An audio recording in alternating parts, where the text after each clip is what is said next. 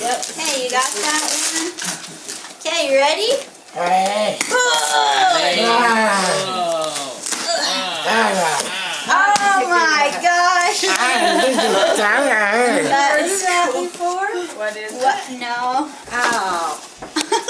Henry's or ladder? What's this? Milk? Milk?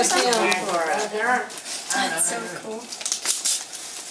She told me Retro that. camera. Aaron, wait, Aaron. That's mine.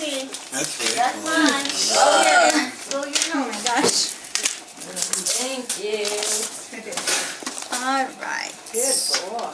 Diana F. She says, "Dear Kelly Belly, Merry Christmas. I wish I could be there to see you open your present and explain it to you. I hope you like it. It's a replica of a camera made in the 60s or 70s, and it was meant to be an affordable option. It sold for only $1 at the time. That's crazy. Holy.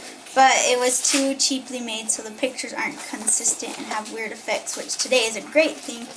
But back then was a discouragement. So after less than a year, they stopped making them. Anyways, now people like the weird and randomness of the pictures, so they started making replicas.